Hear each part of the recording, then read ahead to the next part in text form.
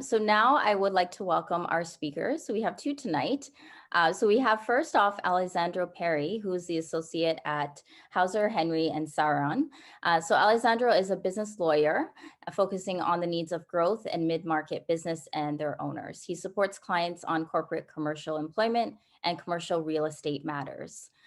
We also have Alexander Levy, who is a senior associate.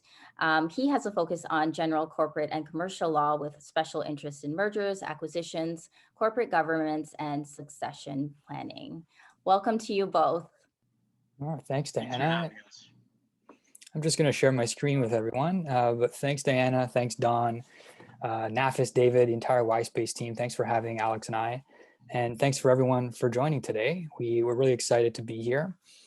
So as Diana mentioned, my name is Alessandro Perry, and I'm here with my colleague, Alexander Levy. So Alex and I are lawyers from a firm called Hauser, Henry and Siren, which is in downtown Toronto. So Hauser Henry is a longstanding firm that's been supporting clients for over 80 years. And we like to call ourselves a one-stop shop for business legal needs. And that's because we support clients on many different things. So corporate commercial work, which includes everything from incorporations, shareholders agreements, M&A transactions, financings, to name a few. We also handle employment matters, commercial real estate, leases, purchases, sales, and as Diana mentioned, also business succession planning for some of our clients that are at the tail end of their business life cycle. So our firm has been a leader in assisting mid-market companies, but Alex and I are very passionate about developing companies into the next mid-market companies. And that's why we're excited to partner with Y-Space as one of its preferred vendors in the legal space. And also for those who may be interested, our firm also has a young professionals group or young leaders group, depending on how you want to define it, and where we meet every month. And we've had some interesting guest speakers like Bruce Croxon, Anthony Lacavera, to name a few. So if you're interested in that, feel free to contact us, and we can set you up essentially with the complimentary link to our young professionals group meetings. So at Hauser Henry, we pride ourselves on really building strong relationships. So we're excited to be here with all of you, and we'd love to meet you and hear about your exciting businesses and ideas. So although we're going to be discussing a lot today, if you have any questions about the presentation, either now or after, feel free to reach out to us. So you can, like Diana mentioned, you can use the chat box to answer or to ask us questions. And what we'll do is halfway through the presentation, we'll pause and we'll go through some of the questions that have come through the chat. And if we don't get to your questions today, don't worry. Feel free to reach out to us. We'll also keep track essentially of questions we don't get to, and maybe we can answer those questions and address the entire group at a later time. So what we're going to do, so actually that's our contact information for those who don't have it. This is the agenda for the evening. So I always have to start off as lawyers. We always have to start off the presentation with saying that this isn't legal advice. So the information provided is not going to be comprehensive necessarily, and there are details in law that we're not going to cover, even though we're covering a lot. But if you need legal advice, please contact us or another lawyer. And what we'll do is we'll start with Alex, who's going to discuss business structure and incorporations. Great. Thank you, Alessandro. And thank you, Diana. Very kind introductions. I certainly hope we can provide some value for everyone here. And so before we dive too deep into our discussion points, we thought it'd probably be helpful to provide a brief overview of three of the main business structures that are available or that you might reasonably consider when starting a business. And these options are sole proprietorships, partnerships, or a corporation. And you probably heard of each of these. And there's a lot of material out there explaining the advantages and disadvantages of each. I mean, a quick Google search is going to provide you a summary, not too different from what you will see on the slides before you.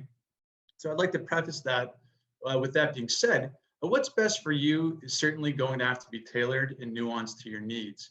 So it's for that reason that while I will go through advantages and disadvantages of each business type, I'm probably going to focus a little bit more on why people gravitate towards some more than others. And this, of course, again, depends on the nature of your business and your stage of business. So the first is a sole proprietorship. And this is what we often think of when someone has an idea, They've acted on it, and they're starting to generate expenses or revenues in pursuit of this idea. It's what you see when you get a bill from a small business and you see, Inc. Corp. Limited or Corporation next to the name. That's because you're not dealing with a company, despite appearances. You're actually dealing with an individual. So for sole proprietors, since they're not incorporated, there's no corporate shield. All the contracts that they sign, although perhaps registered under a business name, which is really the only regulatory requirement, are your personal obligation. The profits, well, this is an advantage, so the profits, but more importantly, the losses flow directly to the individual. So the losses can be used to reduce the income you may make from other sources, and everything is sort of treated like your own personal balance sheet. And as I mentioned, since there is no formal entity created, there's no formal partnership, there's no specific regulations that apply. You're basically free to do what you will, and the laws of the land that apply to everyone else will apply to you. So the main downside in why in the future you might not want to be a sole proprietor is there's probably limited growth potential depending on the idea. And that's because it will be difficult to attract capital from outside investors. There's really nothing they can invest in since you are the business personally. They could give you money and you could get a little creative in what the returns might look like, but it'll probably resemble a loan more than anything else. And the other key downside, which I touched on, is that of unlimited liability. There's nothing to protect you if things go wrong, unless you've done so by contracts that you've entered into. So who uses this? It's very common to start out as a sole proprietorship. It's sort of what you do when you're in your initial stages and you're saving the time and expense of possibly incorporating. But when you want to raise capital for your operations, you've reached the point where you think you need some corporate protection, or you want to take advantage of some tax treatment that corporations might have, that you might consider incorporation or partnerships at that point. So you'll often see trades operate as sole proprietors or freelancers. Just a few small examples of people who can run very highly profitable businesses, but they're probably choosing this structure because they have relatively limited exposure to liability and they don't really require outside investment. So what I will say about sole proprietors, if you're a sole proprietor now and you're thinking about incorporating later, the deeper you get into running your company, or I won't say company, that's incorporation, your business as an individual, the harder it will be to transfer over to a corporation. So for example, you signed a bunch of contracts in your name. It's going to be very hard to convince a counterparty to transfer that contract to a newly incorporated entity that has no assets, more or less. It's just a bit of a hassle. So, and not to mention your intellectual property.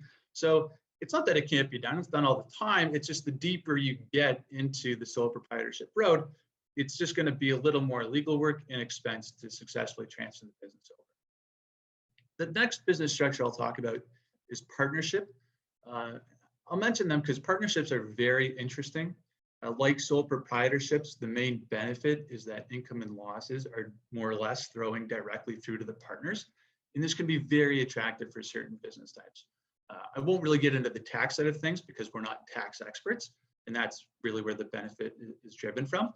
And I would be doing everyone on the call a great disservice by going on a limb there. But partnerships are easier to form than corporations. It's kind of funny because this is in part because many people form them by accident. I'll also say they're easy because there's really not a lot of filings. It's not like you're filing articles of incorporation. What you're really doing is you're registering a business name. But as I said, you can create partnerships by accident. And this results in some of the most problematic situations that we deal with. Is someone will enter into our office and they've been running a business together with another person or a number of parties, and they've inadvertently created a partnership. So for that reason, I'd almost switch it from an advantage to a disadvantage, really depending on the circumstances.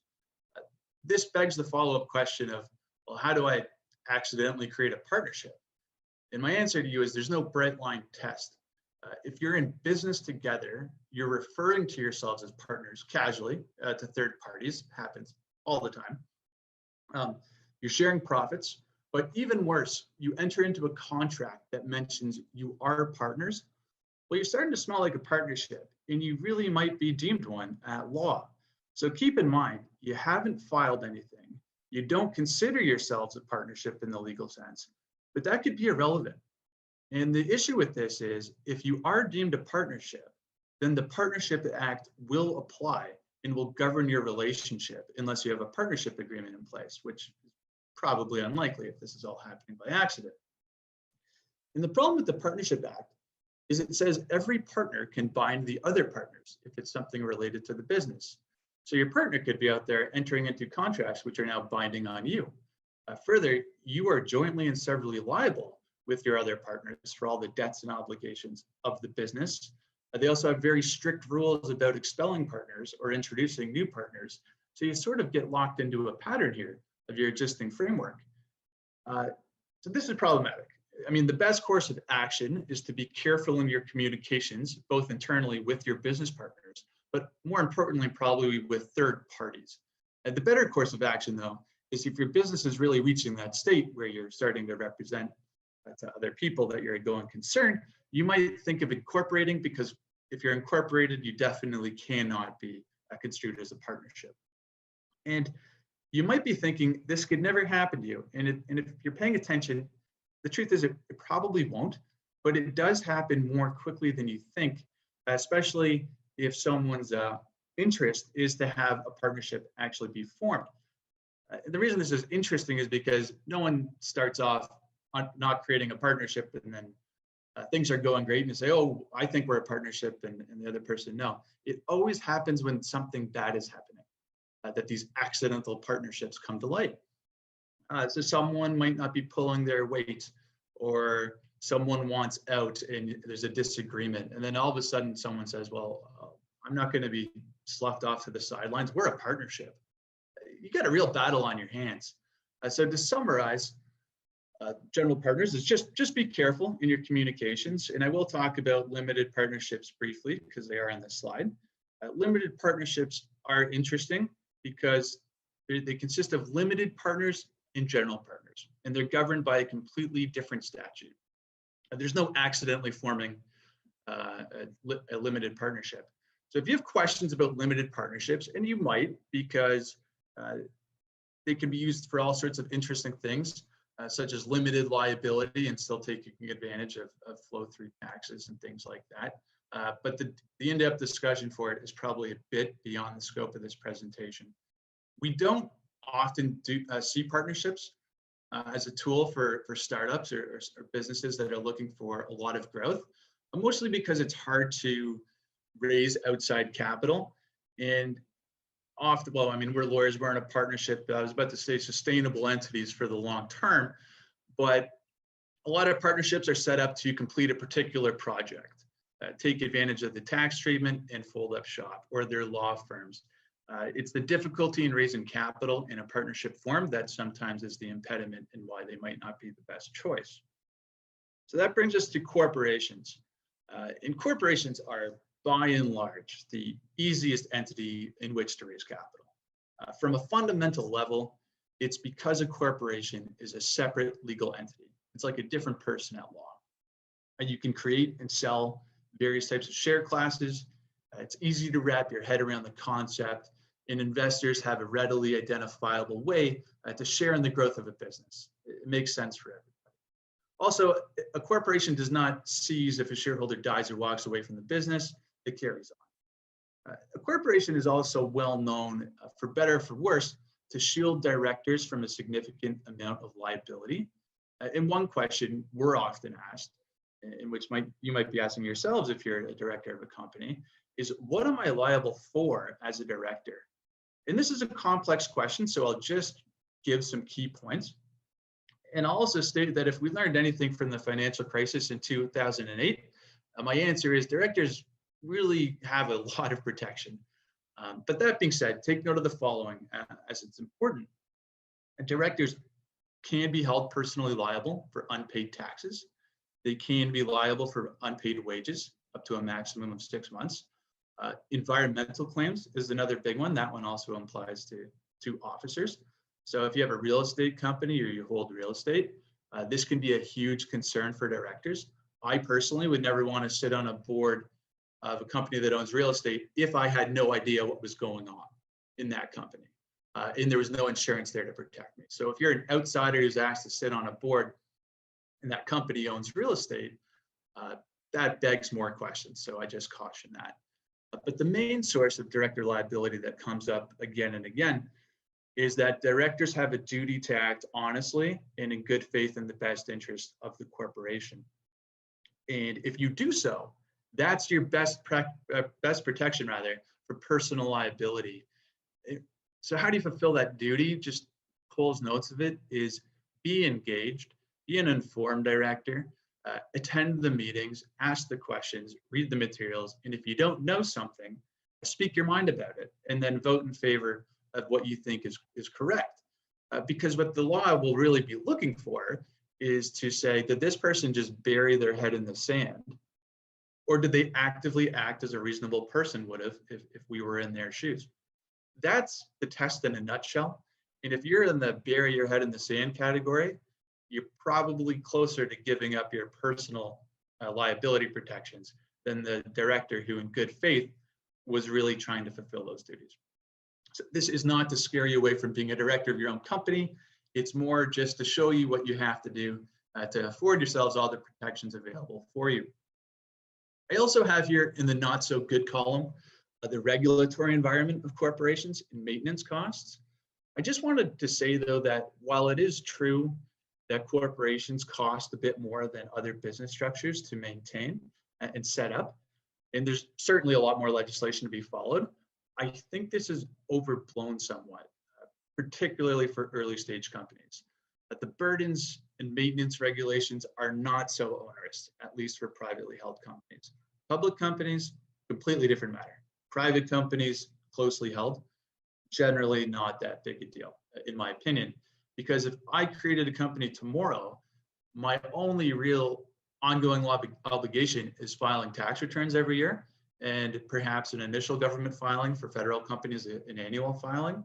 And as good corporate practice as a lawyer, I would say you would have to update your corporate practice every year.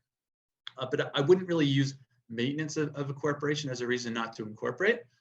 The reason not to incorporate for me is maybe you're just not ready to take advantage of what it has to offer yet. Maybe the business just isn't at that stage to even bother with the expense, but I wouldn't be intimidated so much by what you're about to enter into, which is a good segue in talking about the incorporation process itself.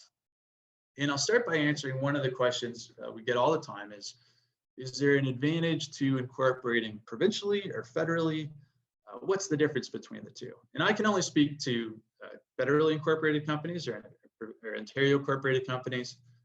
I will tell you it'll probably be similar to every other province except for Quebec. They're completely different from the rest of the country. And practically speaking, I don't find much of a difference. The Ontario Business Corporations Act was modeled on the Canadian Business Corporations Act. They're relatively uniform. They're nearly identical and do not impose greatly different obligations. Literally, in most, they're all, I'd have to read them end to end, probably not. You'll see the verbiage is identical. It's just the section references that really change. The CBCA, the federal legislation, tends to be preferred if you're going to operate nationally. This may be nothing more than thinking federally gives you some level of importance or there's ease of doing business, but it's not really the case. If you're federal, you still have to register in every province you do business in. If you're incorporated in Ontario, you still have to register in every other province you do business in. So they still share that burden. Federal companies do get a bit more assurances from name protection because you have to do a name search and it'll be a Canadian-wide name search. While in Ontario, you just search in Canada. I personally don't find that to be that big a deal at the beginning. I would say the biggest issue we have when it comes to incorporation is the nationality of the directors, because every province other than New Brunswick in British Columbia, but every province, I'm going to include the federal corporations, have a requirement that 25% of their directors have to reside in Canada. So if you anticipate that most of your directors will be non-resident, or over 75% will be non-resident, then you really should be incorporating in BC or New Brunswick. This won't limit your ability to operate anywhere else in the country. It's just that will be your place of incorporation. Those rules are changing, but that's the way it is right now. So why incorporate? I did touch on this in previous slides, so I'll just point out a few more things.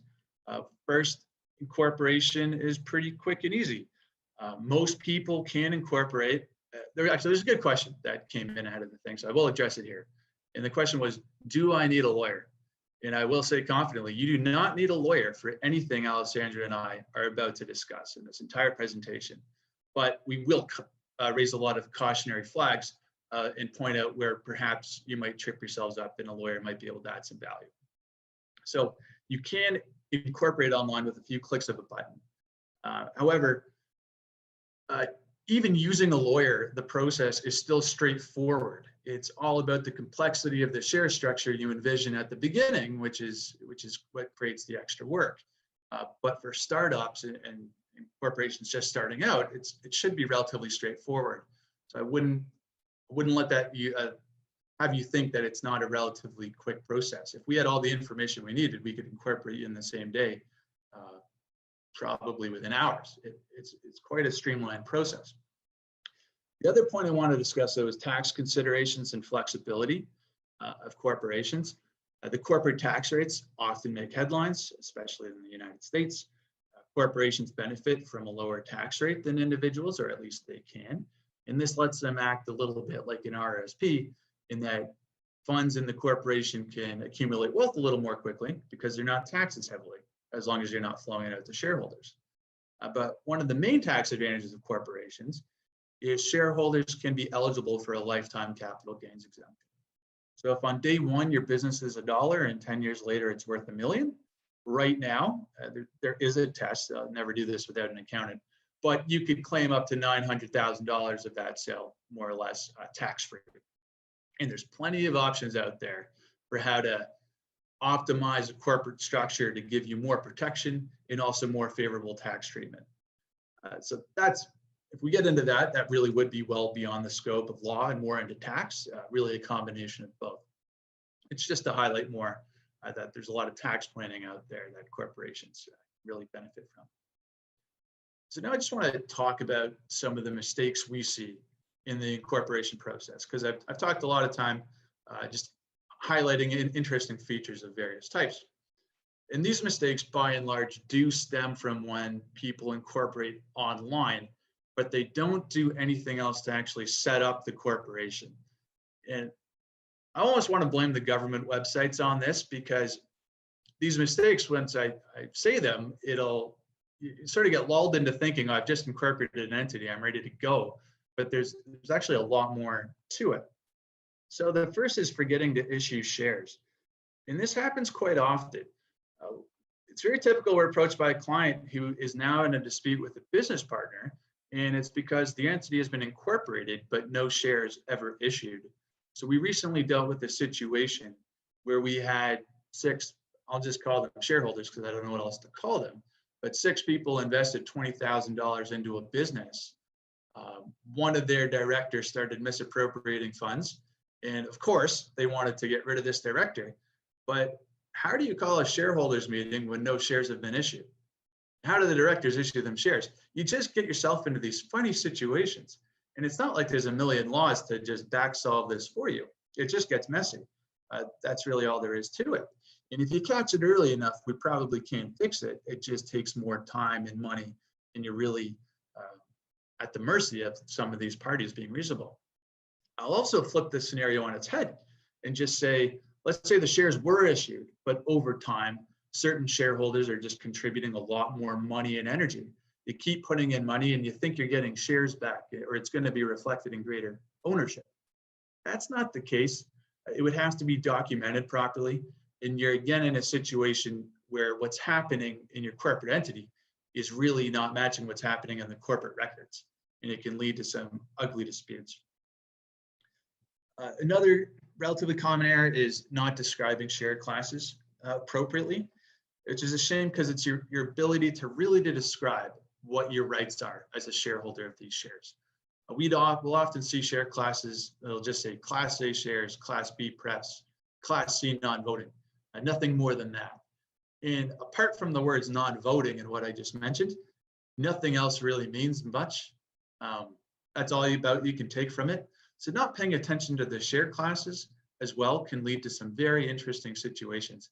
That should be relatively preventable. The next one I'll mention is the private issuer exemption. And I think this one's fascinating because most people don't think that securities laws apply to private companies. And by securities laws, my head immediately jumps to public companies. But securities laws actually applies, this is almost verbatim a definition, it prohibits any person, including a company, from trading in a security without filing a prospectus. So what's a security? Well, a security is definitely shares, but it's much more than shares. It could include promissory notes or debt instruments, meaning be careful who you're borrowing money from. You're sort of raising money. That's kind of a security. It's not very clear. But the point I'm making is that almost all companies, when they start up, are issuing shares to themselves, to family, to a friend or two, employees. And the only reason this is allowed is because the articles of incorporation should contain language which basically avail themselves of this private issuer exemption. It's easy to gloss over, but to benefit from these rules, you literally need the language in your articles of incorporation that say shares cannot be transferred. It would be different than that, but there's a share restriction. And then it states clearly that shares cannot be held by more than 50 people, and then it'll have a big long list of who these people could be. That's the reason you can enter or give shares to employees or your best friend. But if you don't have that, you're actually breaching securities laws. And you might be saying, well, it doesn't matter. Nothing's ever going to happen. And you know what? You're probably right. It really doesn't blow up on a lot of people. But there could be a scenario where someone's invested $50,000 in your company. And let's say the company drops dramatically in value. And this person, the shareholder, isn't your friend or a family member. They're a friend of a friend. Well, this person might be really upset at this loss. And they start looking for ways to recoup their money. And they realize you don't have this private issuer exemption. Well, I'm not going to get into what they might be entitled to, but you're in a position where realistically, you did not properly inform this third party of what their risk of loss was in investing in your company.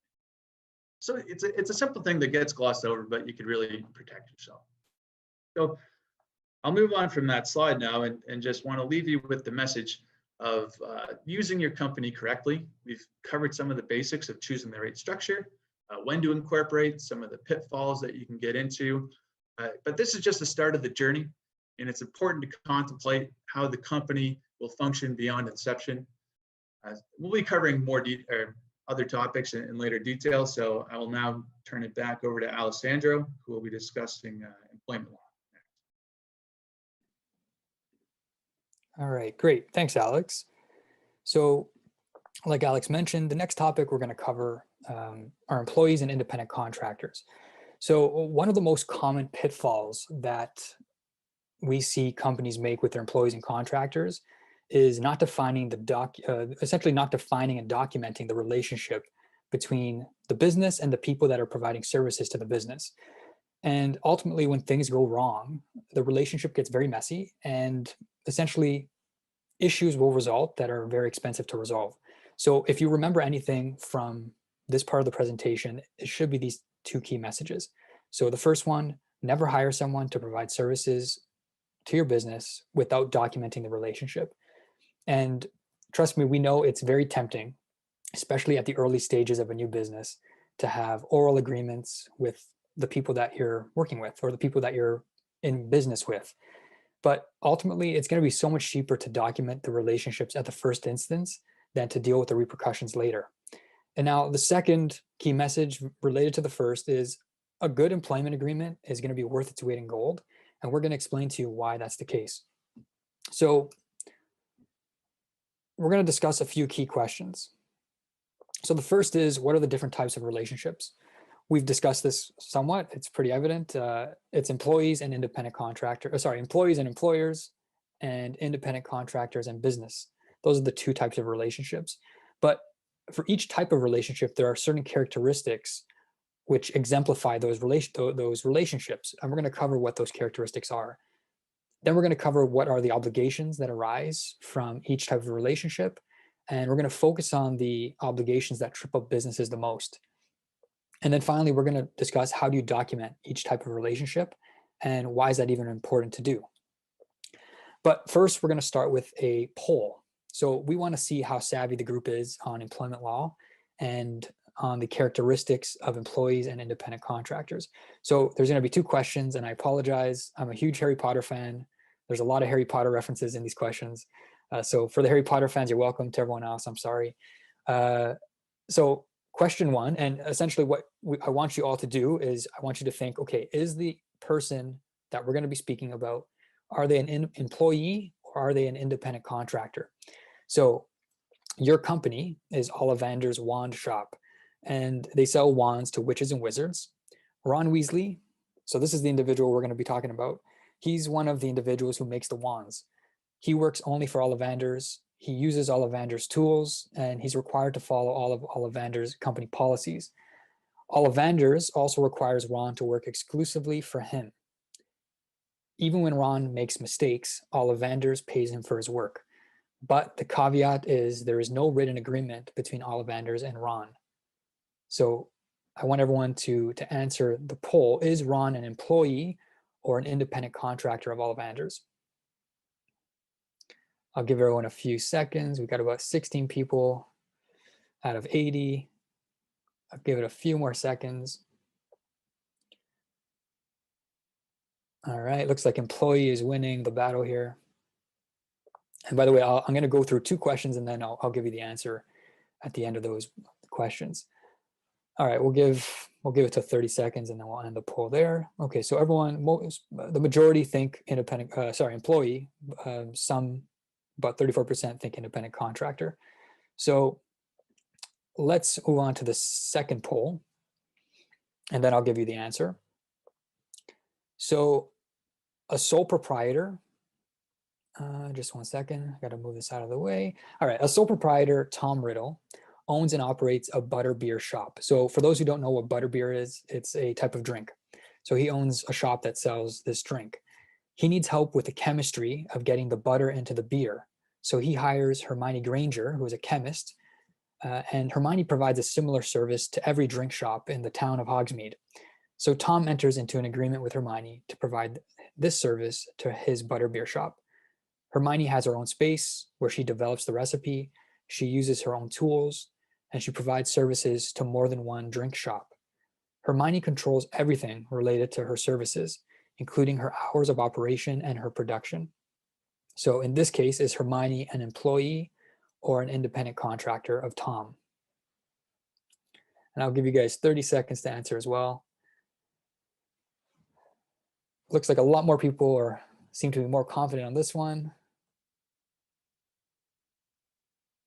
All right. I have about 93% of people saying he's an independent contractor and 9% saying she's an employee. And we'll give it 5 more seconds and then we'll provide the answer to you guys. Okay. All right, and poll. Diana, what's the best way to share the results, actually? I'm not sure if everyone saw them the way I did. Yep, so we can share the results on this one if you'd like. Sure, let's take a look at this one.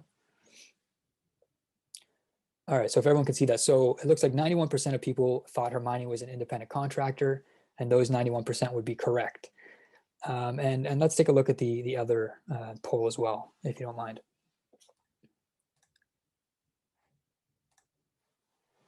Okay, and 66% of people thought Ron was an employee, and those people would be right as well. So not too bad, guys. You guys are already seem pretty confident in employment law and the characteristics of employees and independent contractors. So let's explain why that's the case. So Ron is likely an employee for these reasons, okay? And actually, before we get to that, just as a side note, it's important. When Alex and I do this type of analysis, we're not looking at just one characteristic, okay? We're looking at the total relationship. So it doesn't really work where you say, okay, that one characteristic exists, therefore the person must be an employee. Again, it's the total relationship that we analyze, and then we make a determination. So for Ron, he's likely an employee because he provides exclusive services to all vendors. He's not permitted to provide services to other companies. Ollivanders essentially controls everything Ron does in terms of how he provides those services to Ollivanders. Ron doesn't use his own tools. He doesn't have his own office or workspace. He's even subject to company policies. And Ron is paid regardless of the quality of his work. And I want you all to notice how the lack of an employment agreement is not considered here. And I think, because I've said these questions before to other non-lawyers, and I think the lack of employment agreement catches people up. So it's important to note that an employment relationship can develop even through an oral agreement. You don't actually need a written employment agreement to hire an employee, although you should have a written employment agreement, and we'll explain why later. Now, Hermione, on the other hand, is an independent contractor. And essentially, the characteristics of an independent contractor are kind of the inverse of the characteristics of an employee. So Hermione provides non-exclusive services to Tom. She has greater flexibility and control in how she provides those services. Tom, on the other hand, as the business, he has little control over how Hermione provides those services. He's just getting a recipe in return. Hermione has her own space. She uses her own tools. And what's most important is Hermione has the risk of loss and the chance of profit. That's a key indicator of a independent contractor. Again, not the only indicator, but one of the key indicators. And a good example of this is if, let's say, for example, Hermione's recipe fails, Tom may have a right in the contract with her to either not pay her, to get some damages, or to pay her less for that failure. So Hermione takes on this risk as a business owner, as an independent contractor, whereas an employee, they would have to get paid regardless if they made a mistake. They can get terminated, and we'll talk about termination, but ultimately the employee would still have to get paid for the services they provided to their employer. Now, what's really interesting about this type of analysis is understanding why it even matters, because you're probably wondering, okay, well, who really cares about this? Like, where would this come into play? So typically, when a business wants to hire someone to perform a service, they actually want the person to be a contractor. And that's because they owe a lot less obligations to a contractor. Generally speaking, hiring an employee is somewhat onerous, actually, because an employer has a lot of responsibilities to that employee, and there are a lot of expenses to keep an employee employed. So if the person wants to be a contractor, the business is gladly going to accept it on most cases, or in most cases. And on the flip side, the person that's being hired also wants to be a contractor. And Alex kind of spoke to this when he was speaking about sole proprietorship, for example, because like a sole proprietor, an independent contractor could essentially deduct their business expenses from their income. So there are tax benefits to being a contractor because you could do the same thing. But what happens is, as soon as the relationship between the business and the contractor sours, what happened is it's actually in the contractor's benefit to argue that they're in fact an employee. And that's because the business would have to pay them what's called termination notice. And termination notice, pursuant to employment law, is much more notice than what the contractor would have received under a contract.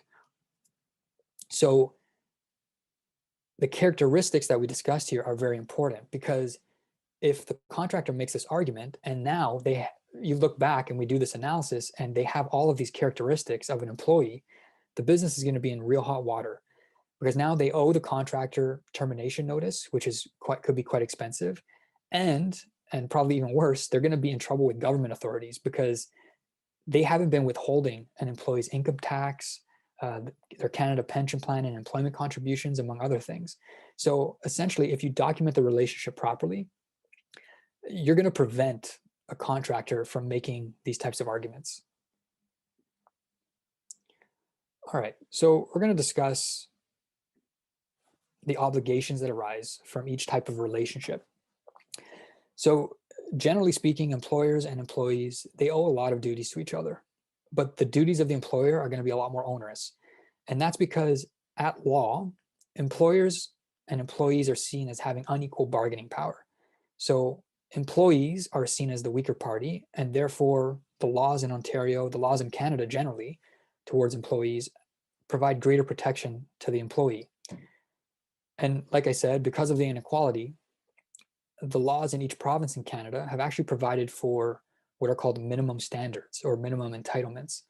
And essentially, every employer has to provide these minimum standards or entitlements to their employees. And the minimum standards can't be changed by contract. You can only give more than the minimum standard, but not anything less than it. Independent contractors are different, okay? They're different because at law, they're seen as having equal bargaining power. And as a result, it's really the contract between the independent contractor and the business that's going to govern the relationship. And it's also going to have all of the obligations and rights of each party. So independent contractors are not governed by employment law. They're governed by commercial law, contract law. So it's the contract between two businesses, essentially, that you're going to be looking at to determine whether there are any obligations or to determine what are the obligations of the business to the independent contractor. But there are some typical things that we see in independent contractor agreements that I'll touch on briefly. But again, it's really looking at the agreement to see what are your obligations to your contractors. But again, typically, usually there's a specific notice period in the contract, which would say how much time you need or how much notice you need to give to an independent contractor to terminate the contract. If a notice period is provided, the parties must provide that notice. But typically what happens is sometimes contractor agreements are either oral agreements or they're very brief, simple agreements. So there won't be any notice period provided. So it'll be silent or it'll be ambiguous essentially on what notice is. So at that point, one party would have to provide what's called commercially reasonable notice. So what constitutes a commercially reasonable notice period is going to vary depending on the industry and the parties' relationship. But I want to focus more on employer obligations to employees because there are a lot of them, and this is where we see clients and businesses get tripped up the most. So there are a few sources of employment law. First, there's the Ontario Employment Standards Act, and this is where the minimum standards, which I spoke about, are defined. But there are some other sources as well. So there's the Ontario Human Rights Act, the Ontario Workplace Health and Safety Act, and then there's this thing called the common law. And for those who are not familiar with that term, this is essentially a compilation of court decisions which interpret all of these laws and the relationships between parties, including the relationship between employers and employees. So we're going to focus mainly on the Employment Standards Act and a little bit of the common law as well. And again, like I said, the Employment Standards Act is really, it's the Bible of minimum standards and entitlements, right? And it'll discuss minimum entitlements with respect to vacation and holiday entitlements, minimum wage, hours of work, overtime pay, termination and severance notice and pay. And there's even a whole bunch of protected leaves of absences that are also included in the Employment Standards Act, like maternity and parental leave. There's a domestic or sexual violence leave. And there's now a new leave with COVID-19 called the infectious disease emergency leave. So we're only going to review a few key obligations under the Employment Standards Act. And that's because the ones we're going to look at more in detail, these are the ones that the employers get tripped up the most and get confused about quite often.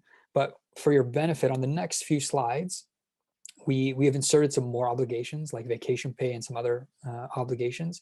So feel free to review them on your own time. And then if you have any questions about them, just you can actually shoot an email, shoot a message in the chat, or you can even send us an email after the presentation. We'd be happy to discuss those.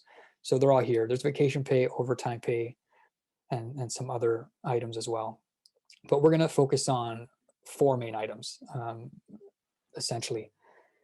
So the first is constructive dismissal.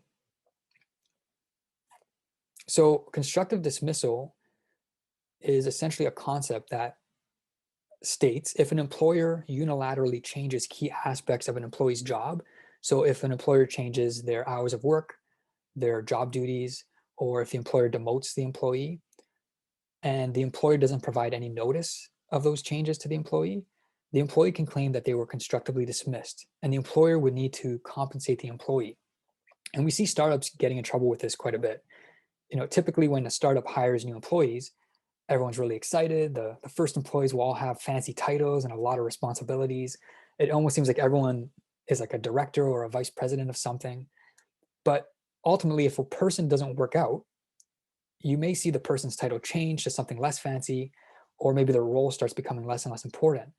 And what most startups don't realize is if they didn't provide that person notice of these changes, the startup could actually be in hot water, because the employee could come back and say, well, you've constructively dismissed me. You owe me compensation for that. So this is an important thing to keep in mind and to keep an eye on if you're hiring employees. So the next three areas we're going to discuss get employers confused so much. And it's because it's rightfully so though, because they deal with rights under the Employment Standards Act, which look like employer rights, but they're not automatic employer rights. So when you think about employment law, you should, at least in Ontario and Canada generally, you should always remember that it's developed to protect employees and not the employers. So there are certain rights in the ESA, or the Employment Standards Act, which an employer can rely on only if they provide for those rights in an employment agreement. And one of those is layoffs. So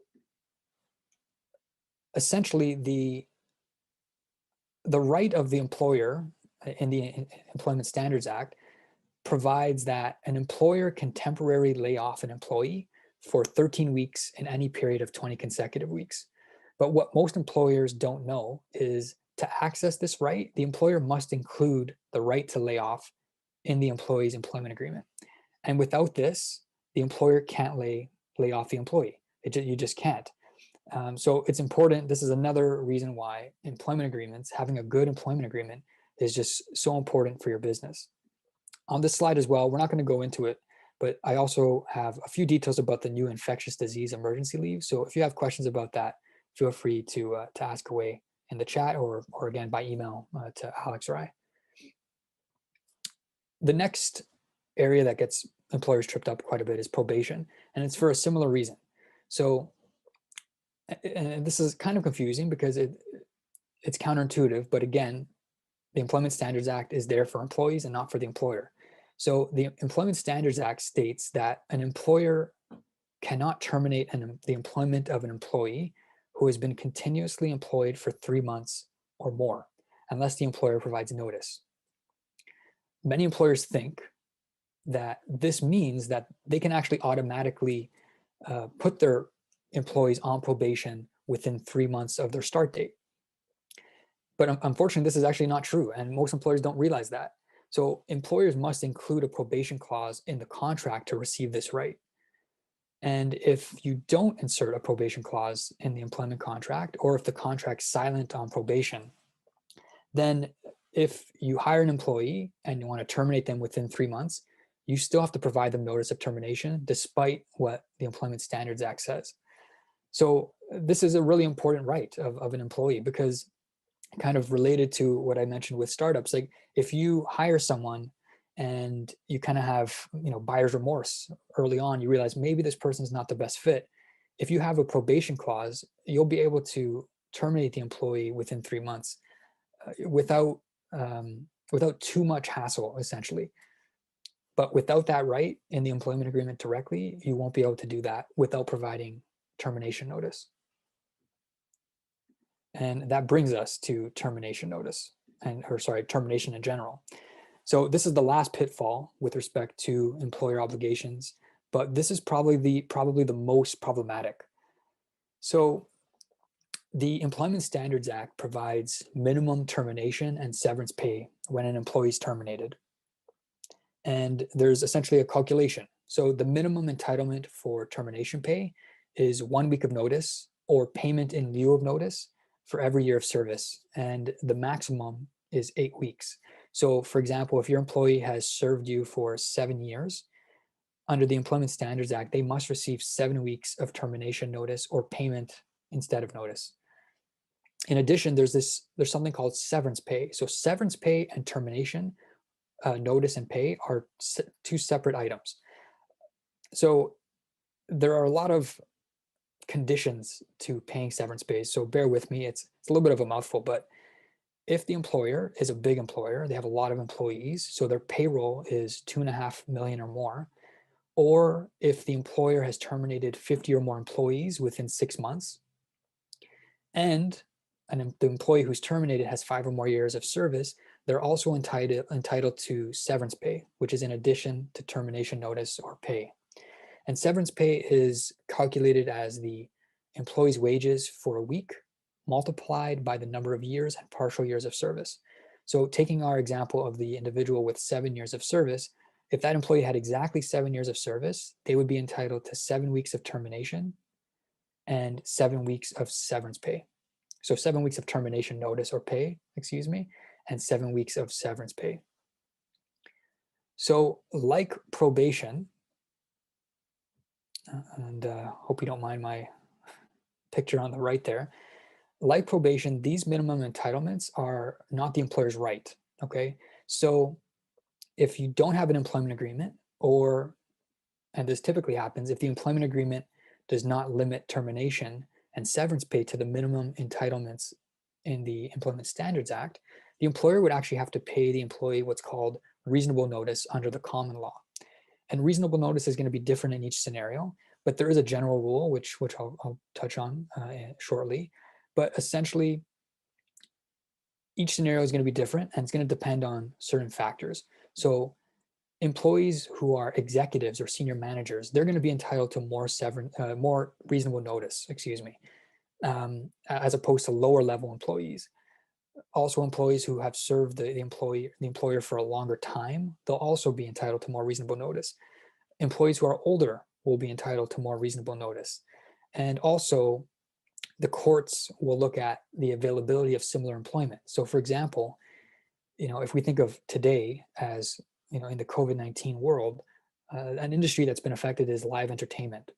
So the live entertainment industry, let's say someone is terminated and they didn't have an employment agreement, so now they're entitled to reasonable notice of termination.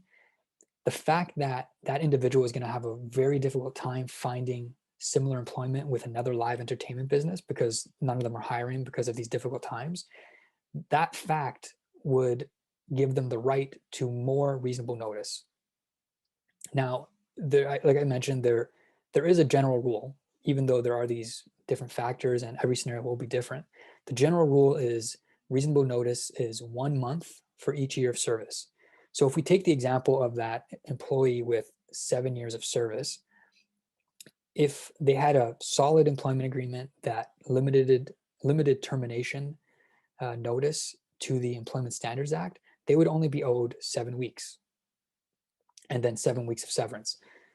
In this case, if an employee did not have a good employment agreement, or if the employment agreement was an oral agreement, they would actually be entitled to 7 months of notice, of reasonable notice. So that is a huge difference.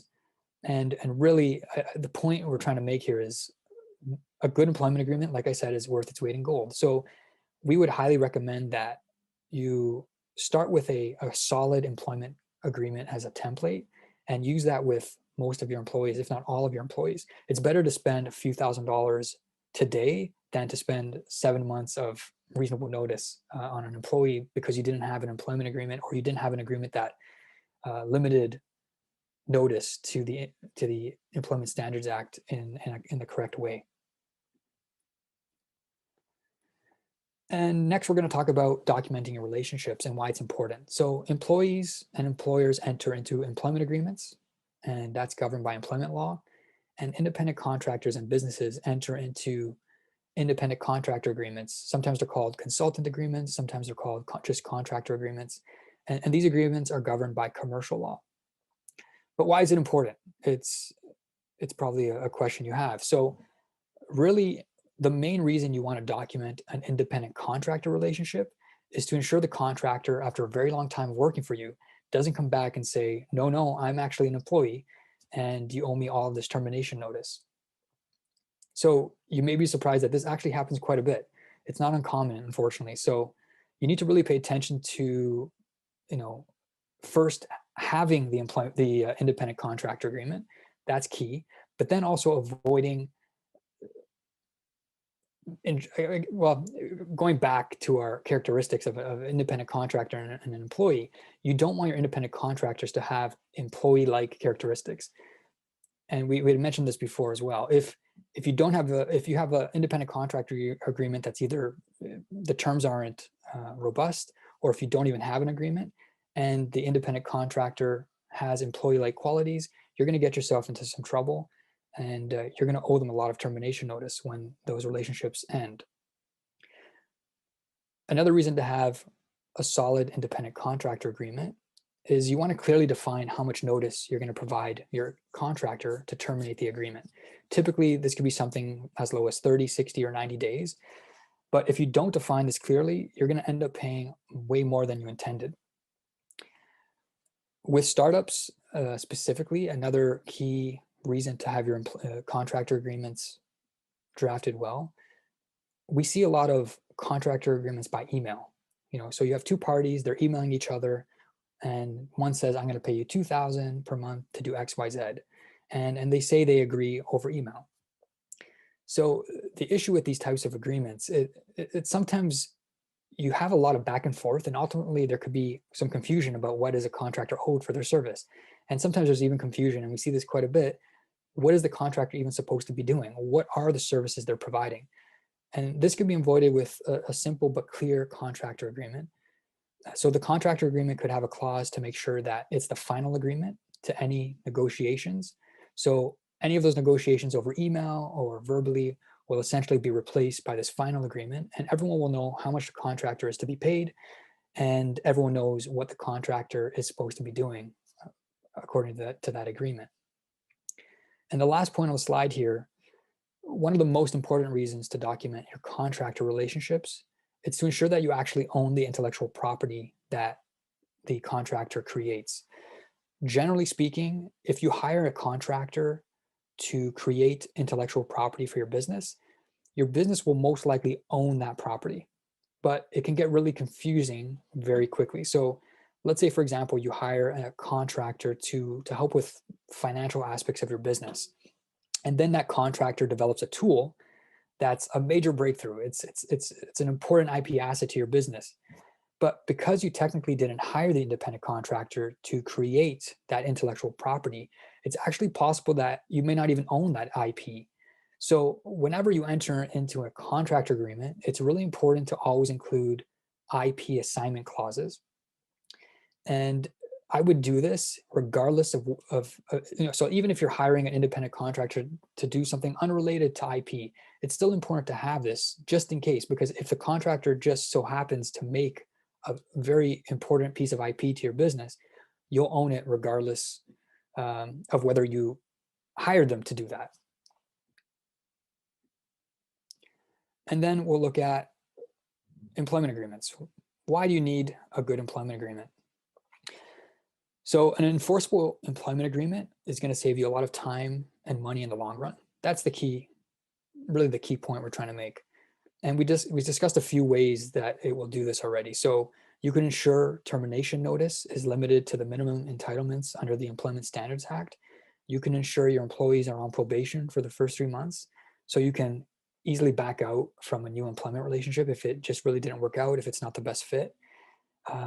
If your business is going through some financial struggles, for example, you can ensure that you have the right to lay off your employees for a temporary amount of time. And it's important to note that without an employment agreement that is enforceable and valid, you can't do any of these things without providing more compensation or more notice. Also, another important factor is like independent contractors, employees may also be creating intellectual property for your business, and you want to ensure that you own the property and it's clear that you own the property. So typically it's going to be a lot easier to prove that you own an employee's intellectual property, especially if they're creating the intellectual property and in their service to your business. But it's still important to clearly define that right and to define the employee's obligation to assign the intellectual property right once they've essentially created the property in their service to your business. And then finally, an employment agreement is an effective way to document employee obligations as well.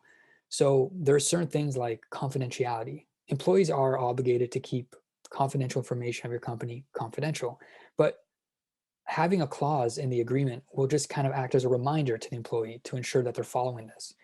And then you can also include other clauses like non-solicitation, for example. So this could prevent an employee from leaving your business and taking away or soliciting your employees or some of your key customers. And usually these are time bound. So there's a limit. It'll say, you can't solicit our employees for about 1 or 2 years. So that kind of wraps up our discussion on employees and independent contractors. I know we had promised that we would take this halfway point as a time to discuss any questions that may have come up. Diana, have there been any questions that have come up in the chat? Yes, there are a few, and I know Alex has been responding to some of them. Alex, do you want to address some of the questions that you were getting in the chat too? Yeah, there's some good ones here. I'm just going back to them. If you have them handy, if you don't mind reading them out to me again, I'll hopefully answer it the same way. Yeah, so I think in the beginning, we had a question here. Let me just see, there were quite a few that you answered. Just scrolling through myself. Oh, there was, if a tutor comes 1 hour a day, is that counted as an independent contractor employee? Said very much likely an independent contractor. Now, if you said you're my exclusive tutor, you can't tutor anyone else, and this is how we're going to do it. You come here, this is your desk that I'm giving you. Different story, but very unlikely.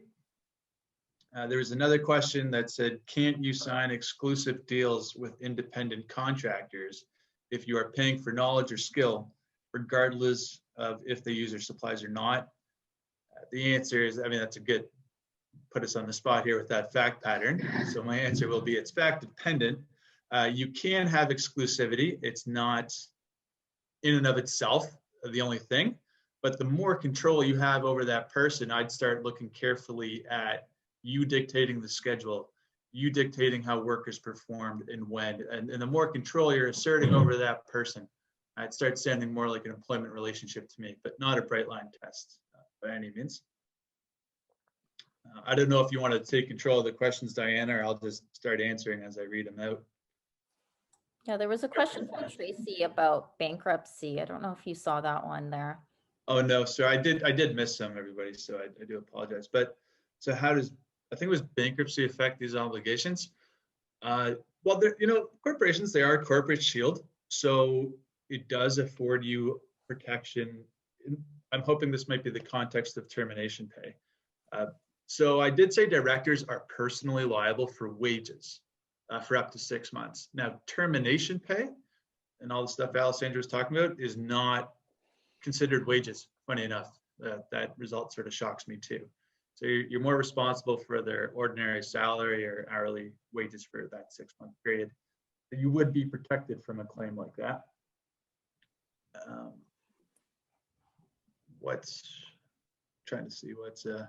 There were some questions there at the beginning that I think Yeah, there was one question from Duke in the beginning about renting office space.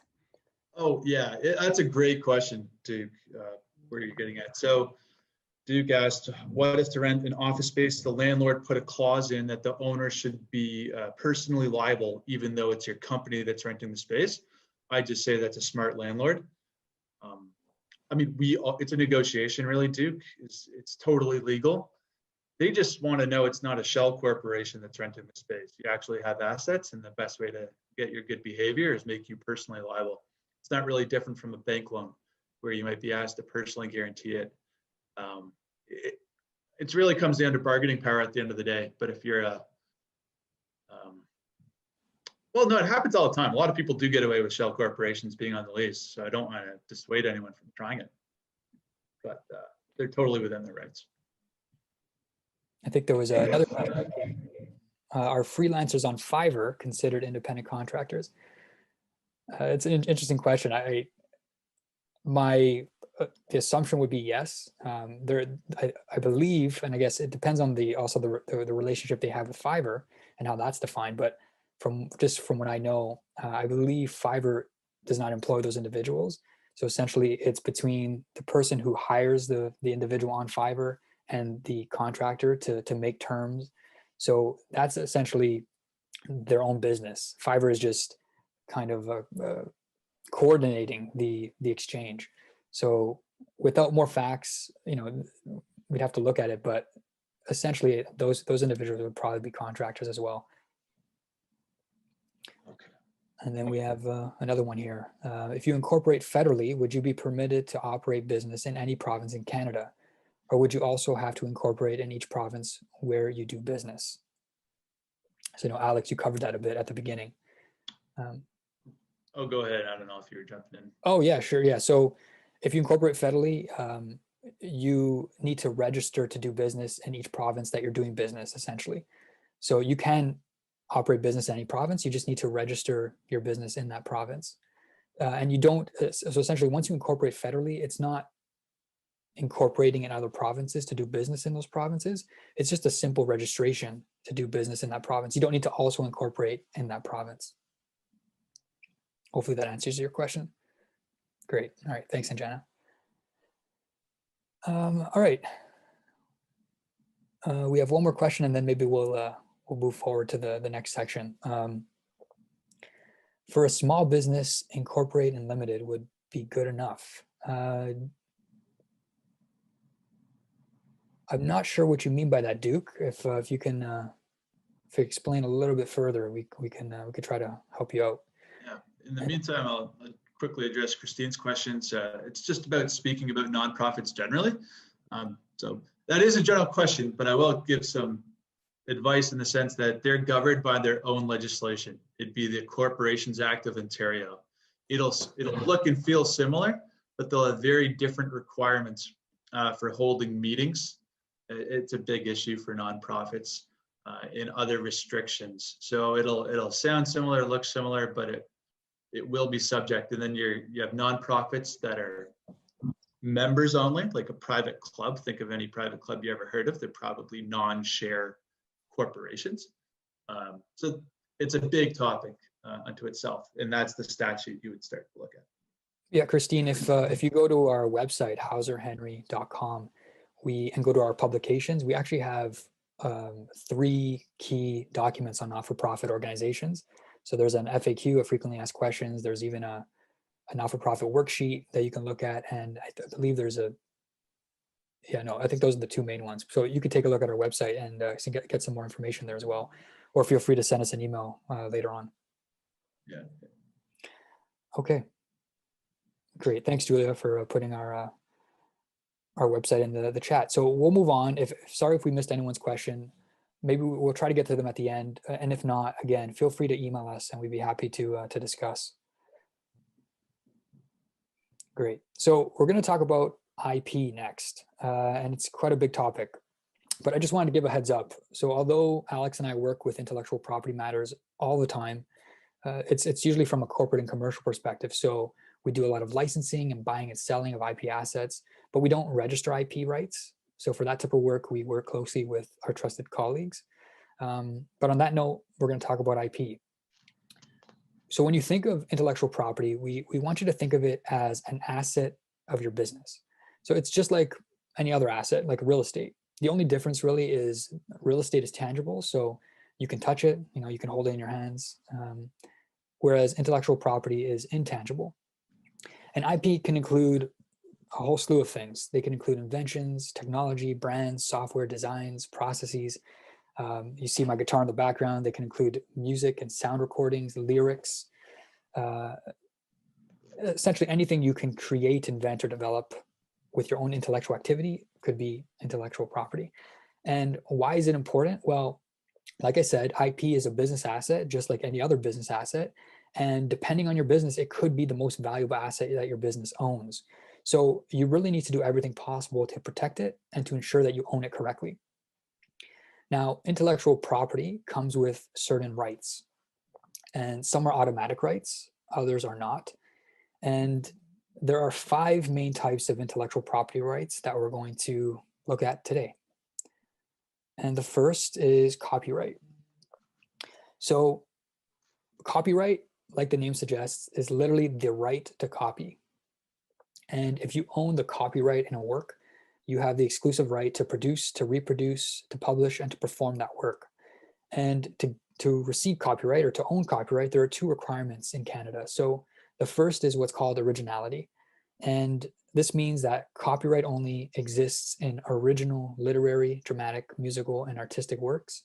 And this can include things like computer programs as well.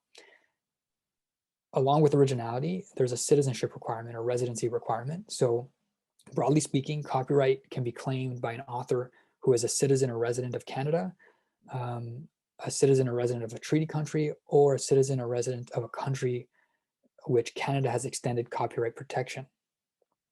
It's important to distinguish the third point on this slide at the bottom. So copyright does not protect an idea. So for example, I like doing songwriting as a passion.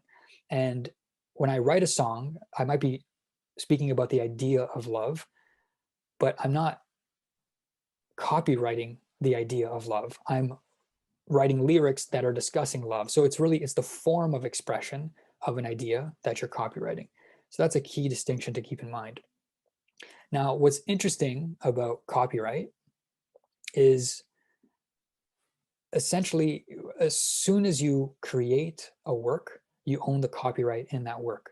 So technically speaking, you don't need to register the copyright to own the copyright, but we would highly recommend that you do register. And that's because it provides you with greater protection. So if you don't register and someone infringes your copyright, you're going to have to prove that the person had actual knowledge of your work. And it could be extremely difficult. Sometimes it's almost impossible. So for example, if I write a song today, I write some lyrics, and then tomorrow Alex somehow writes the exact same song as I do, I would have to prove that he had actual knowledge of my work to say that he's infringing my copyright. And it's almost impossible because I've never published it. I've never done anything to that work for Alex to have knowledge of it. Now, if you register though, actual knowledge will be deemed to exist by law. And this could be really helpful when you're enforcing your copyright if someone is infringing it. So in terms of the term of a copyright will expire 50 years after the author's death. And it's at that time that the work becomes available to the public to use and to reproduce. So the picture on the right is The Great Gatsby. So F. Scott Fitzgerald's copyright has expired this year, and now The Great Gatsby is in the public domain. Now, it's important to remember under the new NAFTA or USMCA, Canada has agreed to extend this general copyright term to life plus 70 years. So expect that to be done by December 2022, because that's when it needs to come into effect.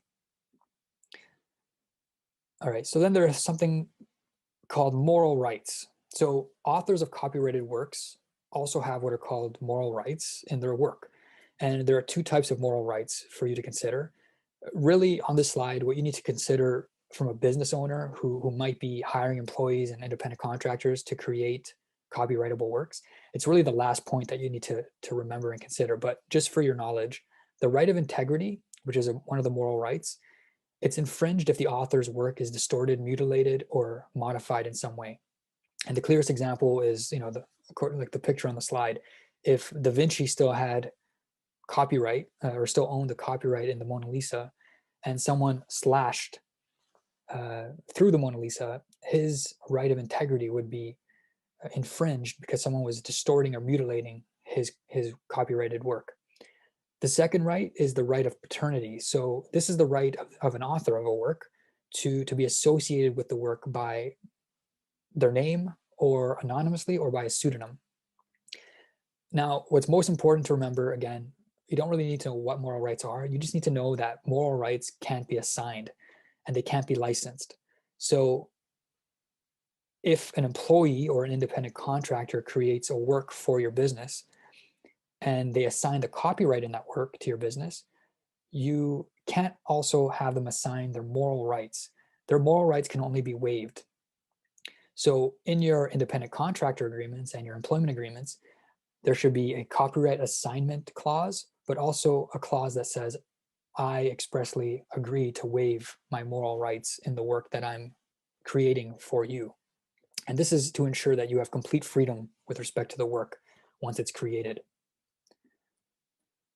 All right, so the next type of work is industrial design.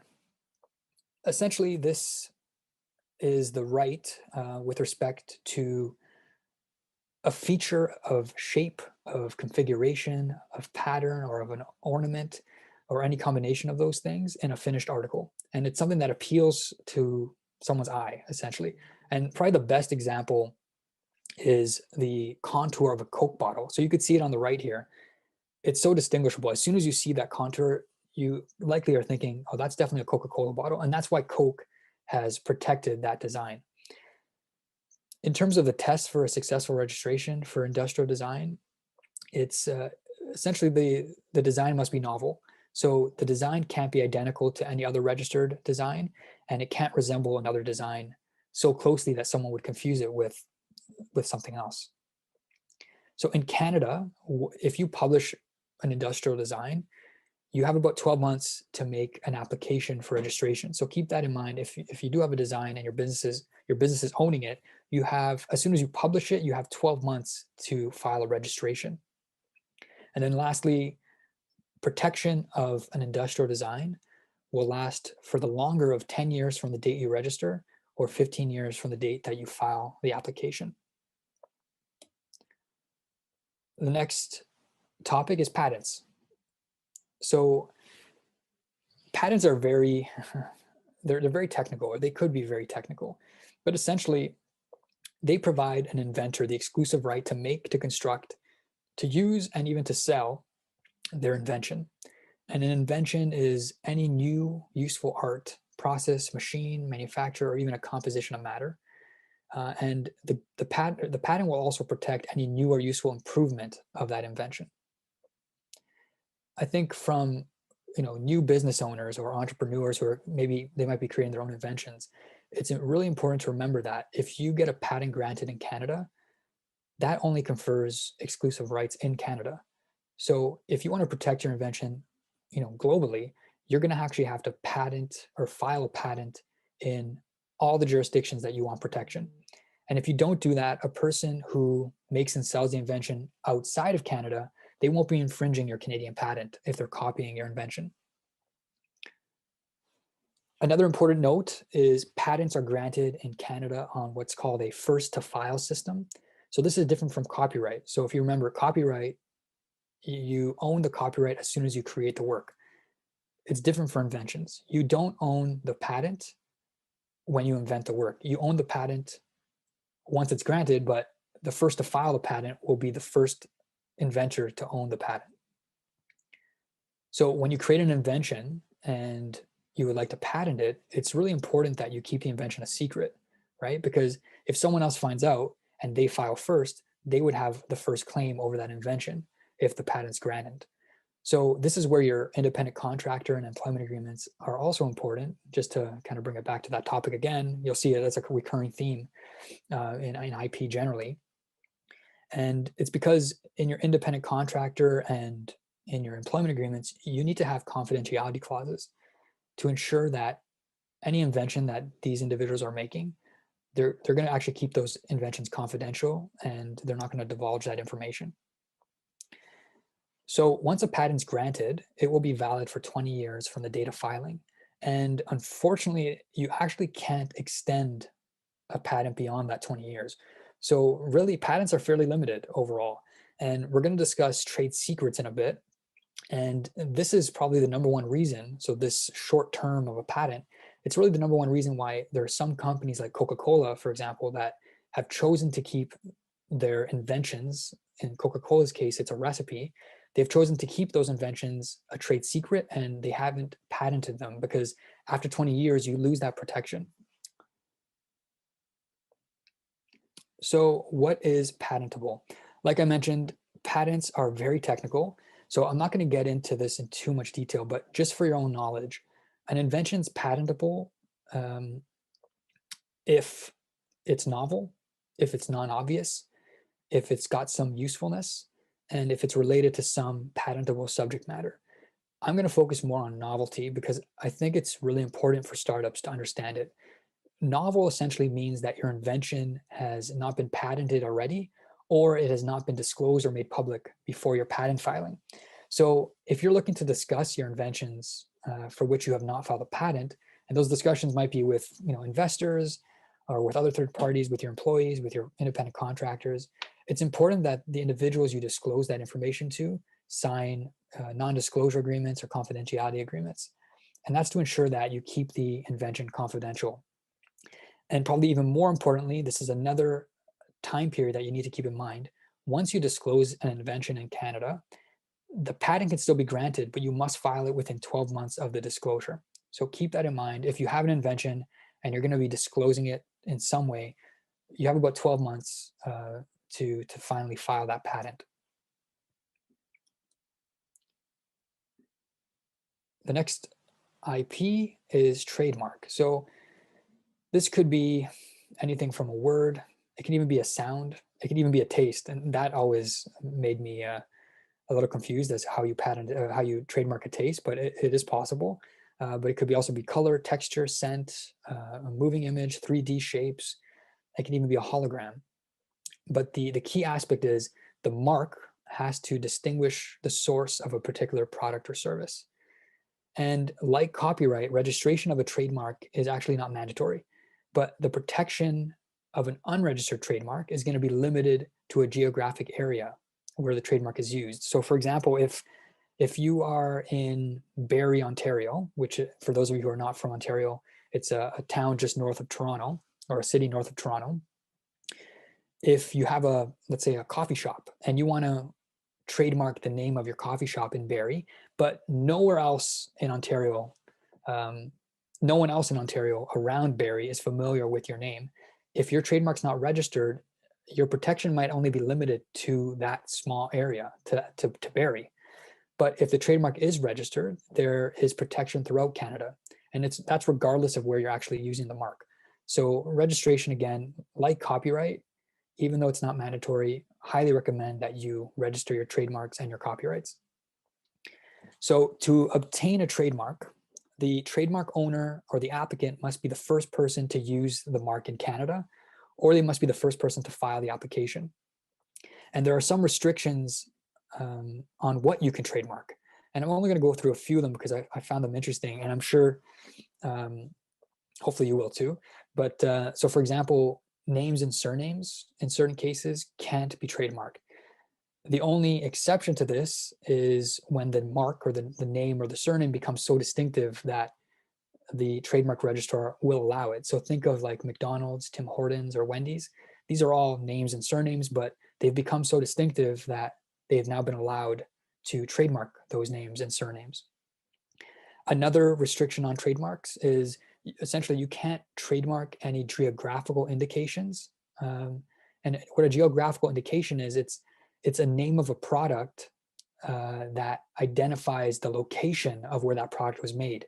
So for example, and I think our food and beverage folks watching will like this or will be interested in this, you can't trademark things like champagne, because if it's a sparkling wine that does not come from Champagne, France, you can't call it champagne. So it's a protected designation, and therefore you also can't trademark that name. But there are a whole ton of them, a whole bunch of them. There's cognac, Parmigiano Reggiano, Scotch whiskey, tequila, Colombian coffee, prosciutto di Parma. These are all names that are geographical indications, and they can't be used in your trademark applications. And then finally, so trademark registrations last for 10 years. And unlike patents, which you can't renew, you can renew trademarks. And essentially you can renew them indefinitely. So every 10 years when a trademark is about to expire, you can renew again for an additional 10 years upon the payment of a fee. What's interesting though, and as you're starting your business, you might come up with a name for a business and you might think, you know what, I'm going to trademark that name today, just to protect it now. Well, although you don't need to file evidence of the use of the name when you're filing your trademark, you might be audited later on by the trademark registrar.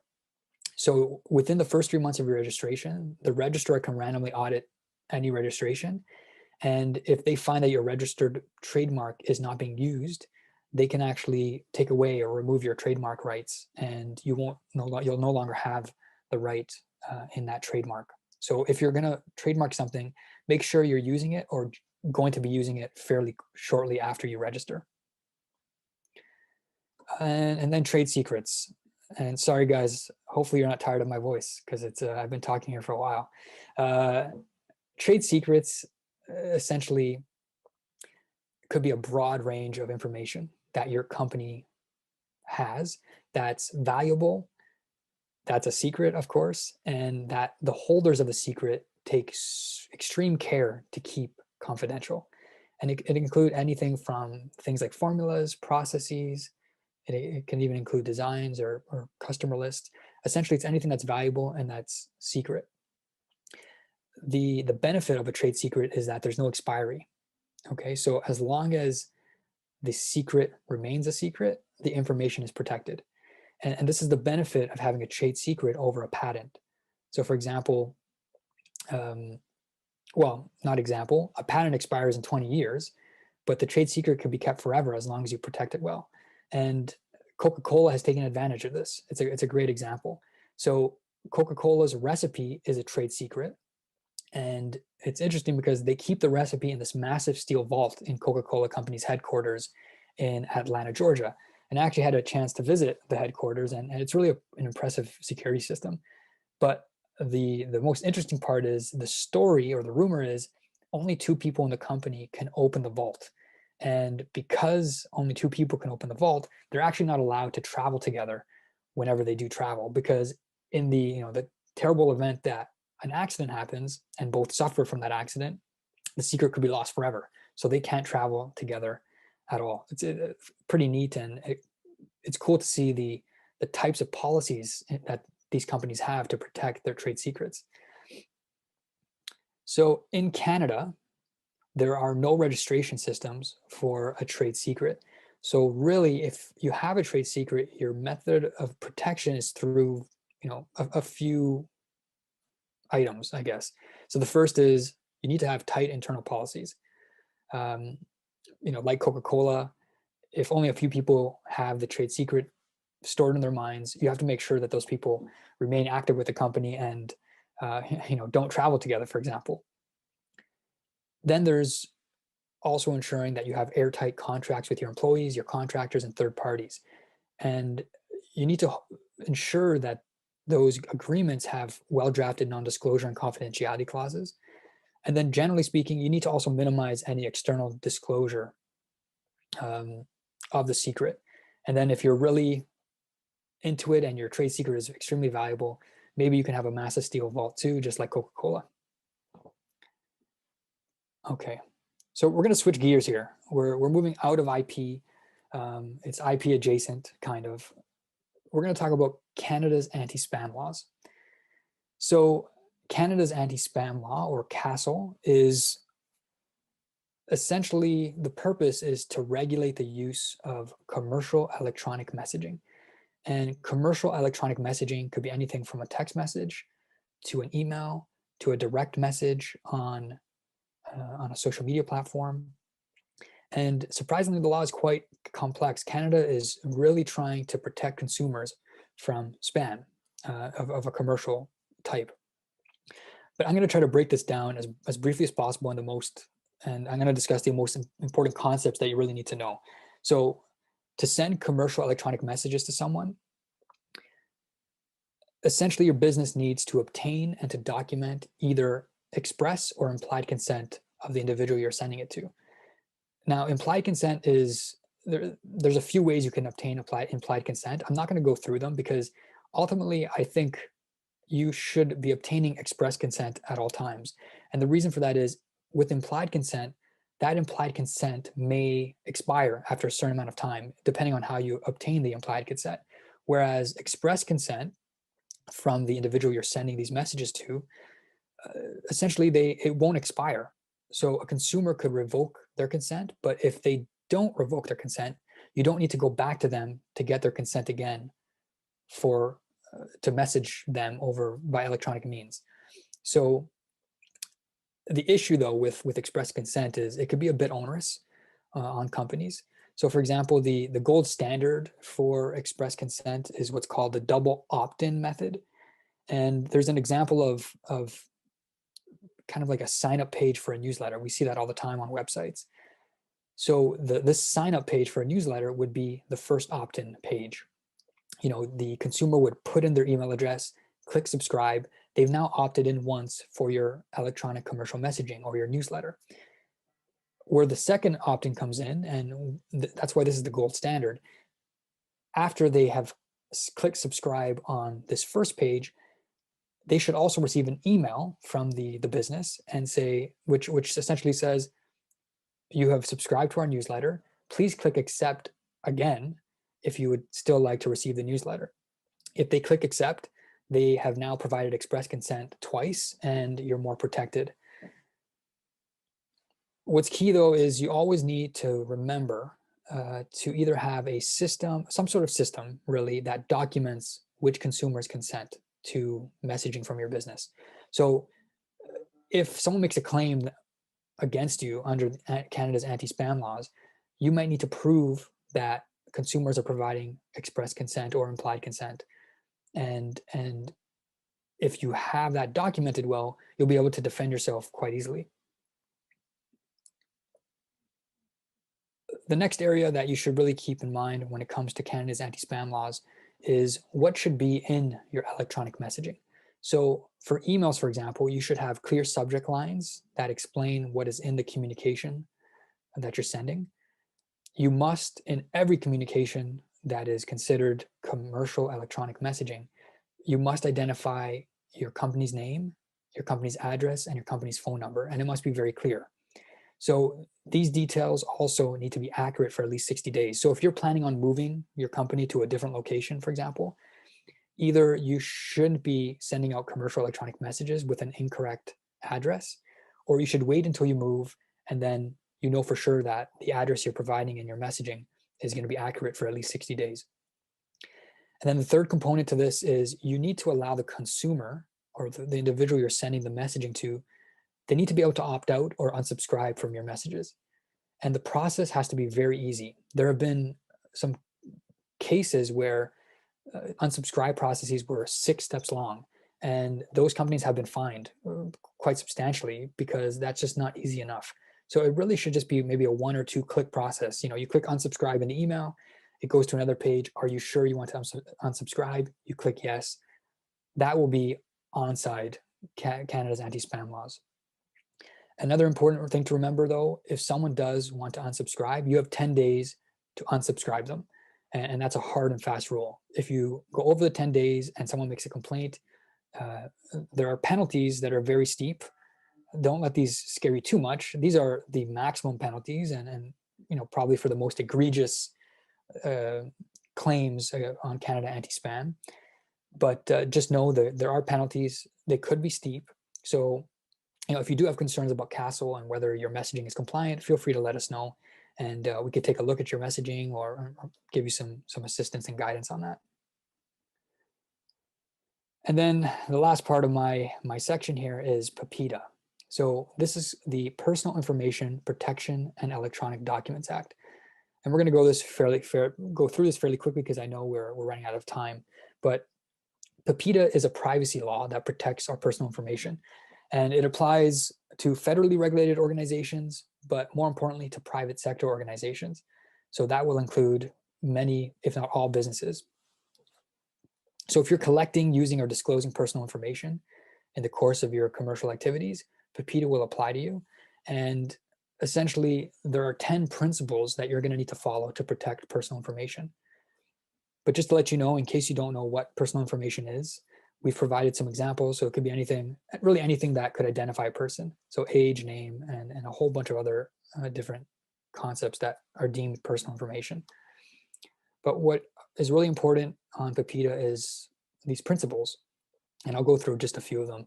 But essentially, you need to be accountable. So what that usually means is you need to appoint a person who's going to be responsible for these privacy issues. And it goes hand in hand with the last bullet, challenging compliance. So you need to have a person who's accountable, a person who's appointed to be maybe a privacy officer.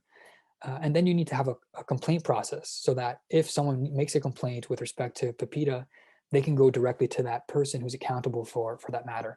And a privacy officer doesn't need to be, especially for small organizations, doesn't need to be, a someone's entire role. It could be, you can have someone who's like an accountant, and their side gig in the company is the privacy officer. Obviously, it should be someone who's familiar with privacy laws, but you don't need a specific role just for a privacy officer.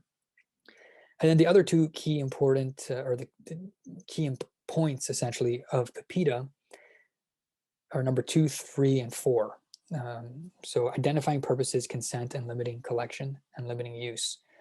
And the important thing to remember here is you need to identify why you're collecting personal information. And everyone you're collecting it from needs to consent to those purposes. So if you're, for example, if you're collecting data, personal information, because you want to send a product to a person, so you're collecting their name and their address, you have to ask the consumer, the customer, can we obtain this information and store it for this specific purpose? If you're changing purposes, on the fly, you need to get consent again from that individual. So if they've only consented to using their personal information to send a product, you can't then sell their information to someone or use that information in a different way. And if you do, or if you want to do that, you're going to have to get consent again for that specific purpose.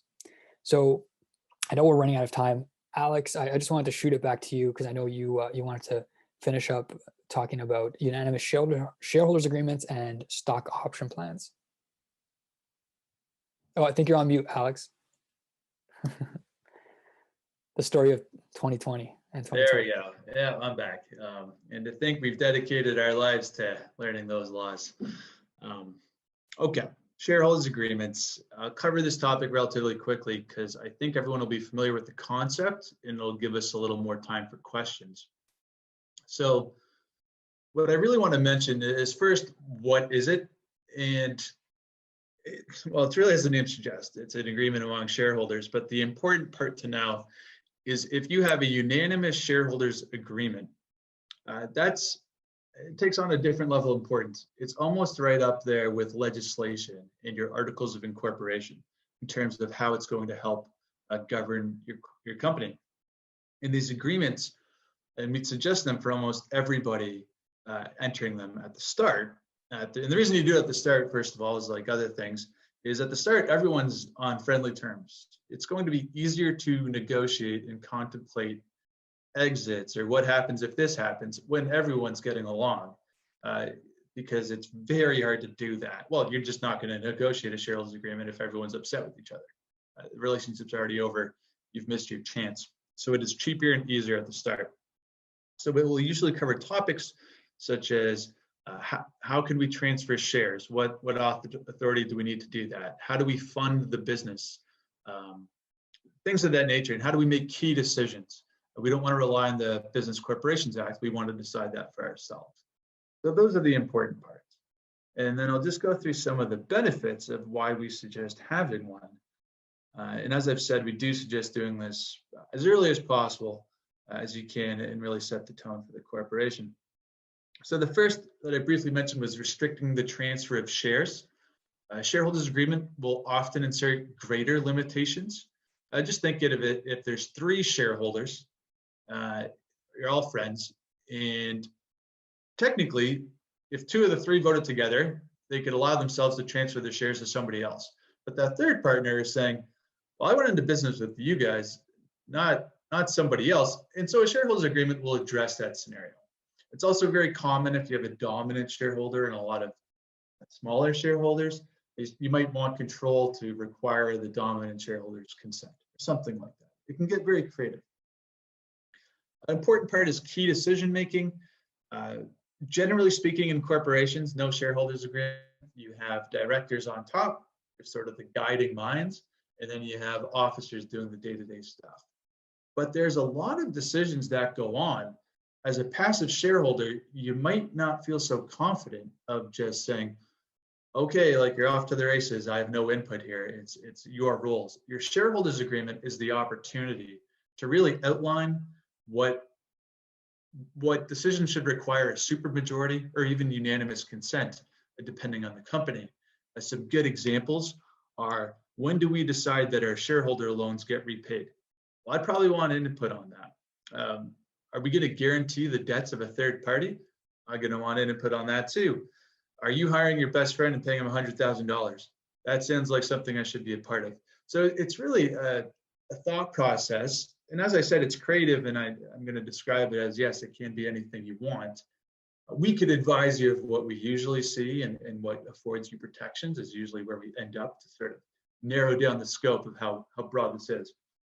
So I'm happy to talk about that with anybody further. So I'll focus on two more things really quickly. And this one's very relevant for startups, and that's financing operations. I've already sort of hinted at scenarios where you're a startup, you're using your own money, but the question is, well, how do we decide that we need more money and who pays what? Or maybe we get a bank loan and the bank loan requires a personal guarantee because we're not big enough to just support it with our company assets. It actually requires us personally signing on the dotted line. A very real scenario. So a shareholders agreement, I would argue, should cover that situation. It should say, okay, how do we vote to decide we all need to put in more cash? And if we do, how much? Usually a proportionate share. But the next part of that question is, well, what happens if that person doesn't contribute their part of the cash that we just voted we need? And that's where things get really interesting. It's just a good mechanism to have so that everyone's very upfront about how the corporation is going to be funded. And of course, once you make it further along, it's really just dealing with bank loans and making sure you're not personally on the hook. But happy to talk about that more in depth. And last, certainly not least, and I would almost argue the reason for having a shareholders agreement is exit clauses. I've only named a few: drag-alongs, tag-alongs, shotguns. They're as the name suggests. So if you're a dominant shareholder, say you own 66% of the company, you're going to want the right to just sell to anybody. And you're not going to want a minority shareholder to hold that sale up. So you're going to want a right to drag them along and accept the offer that was made to you, usually on the same terms, to be fair, is how these clauses work. And conversely, the tag along, that minority shareholder says, well, I liked working with you. I don't want someone to buy you out and leave me. I'm going to tag along on your deal. That's how those two functions work together. And you also have a shotgun, which I'll use the word ruthless, but it's not really ruthless. It's a quick exit. Things aren't working. I'm going to pull a shotgun clause. The shotgun is really, it can be drafted in many different ways, but its core concept is, I'm going to buy your shares, everyone's shares, for this price. And then the other shareholders will have the opportunity to say, I'm actually going to buy your shares at that price, and the deal is binding. So you sort of put yourself out there at a price, but beware that could come back and get you. The thinking is shareholders need an exit, because without a built-in exit, you really can't force someone to sell. You're at the mercy of a minority shareholder, and they can pull every regulatory rule in the book to sort of make your life a little miserable. If you think you're going to be operating as this private company, they're going to make you dot the I's, cross the T's, and that can get expensive. So that sort of ties in neatly where I'll end it with employee stock options. And I think I'll just leave this alone. It's more of a sense, I've already described what can happen by issuing shares too freely. So I just caution that make your employee stock options contingent on signing that shareholders agreement. And I would suggest non-voting shares, most likely. So not a full explanation of that, but again, we are reachable after this. So we covered a lot of ground here, and I just want to wrap up by saying these are really foundational concepts we talked about, the types of business you want to create, corporate structure, where to do it, intellectual property, employees. So we do thank you for your time, and we hope that this addressed some of your concerns or questions, and we are happy to discuss this more. We have many articles on a lot of the subjects we discussed, and links to them are online, or we'd be happy to give you them ourselves. So on that note, I'd love to field as many questions as we can. Yeah, we have a bunch of questions in the chat, so we'll do our best to get through them. So first question comes from Kai, and he asked us at 7:18, just in case you want to scroll up to the question. Okay. Is termination and severance pay applicable if the employee contract says only 3 months of severance, notice in lieu of pay, and the minimum ESA applies in a termination? I'll answer this broadly because I'm not sure if I'm going to understand the nuance of the question, but the employment contract should always give you your minimum entitlements under employment law. And if you can interpret any part of that contract as not giving you that, then it might not be enforceable. Quick example, and maybe this will partly address it, Kai. If your contract says, if you've only worked for a year, I can pay you nothing. If you've worked for 3 years, I'll pay you $100,000, like something crazy, and you get fired after 3 years. And everything goes fine, you give the employee a lot of money. You've more than complied with your obligations under the act. You blew it out of the water. But there was some point in time where you could have read that termination provision and it wouldn't have been correct. The whole thing is wrong. So if I'm reading this situation right, maybe that's what we're getting at. Okay, so we have another question that comes from Devin. So Devin says, say I'm a musician and I hire an independent contractor to help work on a song. Can I own their intellectual property created in the song? Yeah, I could take that. Again, I think going back to what we were talking about about having agreements with your contractors, this would be a perfect scenario to have that. If you want to own the intellectual property in that song that they're helping you work on, have an agreement drafted. It could be something simple, again, just because depending on your relationship with each other, but have something drafted if you want to own that intellectual property. Essentially, you could do it different ways. You can license, they can license their IP to you. But again, it really depends on the agreement between you. If you have an agreement that says you will own the IP, then it's safe to say that you will own that IP. And if you don't, again, it gets a little murky. It can always be confusing. Even though you're hiring them specifically to work on that song, it's still better to have that agreement in place than to just base it on like default rules and hope that the default rules apply to you. So I think that's generally the answer we'd give. It's have an agreement in place so that you are confident you own the IP in that work. Okay, thank you for that. So we got a few more questions. Next one is from Isaac. It's a bit broad. So what is the legislation that governs IP? I would jump to the Copyright Act and the Trademarks Act as quick answers. Yep, and there's also the Patent Act and the Industrial Design Act. It's fairly similar. So it's the IP right with Act at the end of it, and those are all the legislations that govern those forms of IP rights. Okay, so next question comes from Colin. What emerging or existing standards and laws are compromising and or protecting North American IP owners from iterations from places like China, whereas IP protections may not be enforced? I saw that question come in and I was dreading the answer. I think the best way to phrase that is that it's probably more of an international treaty issue in what agreements we're making at the federal level. We're not going to introduce legislation that I know of, I'll caveat that, just to address that scenario. So AP Alessandro rather mentioned that we do have these treaties with treaty countries. We'd probably try and work them in that way, at least to my understanding is. Yeah, and I think another best answer come up with. Yeah, I think, and just to add to that too, Alex, I think you can also, depending on, so let's say, for example, someone in China is pretending to have an Apple product, or well, I'll use a Canadian brand. Like, let's say there's a Canadian brand and there's maybe a Chinese brand that is pretending to be that brand. So it's not really your question exactly, but if that happened, there are anti-counterfeit laws as well in Canada that would provide some protection to the owner of those products. Again, it's not exactly what you're asking, but that's kind of another way to look at it as well. So if there's counterfeit involved, there are those types of protections, but like Alex said, it's really the treaties between these countries that will govern and protect IP owners. Okay, and Isaac is asking, what about golden ticket clauses or key vote clauses?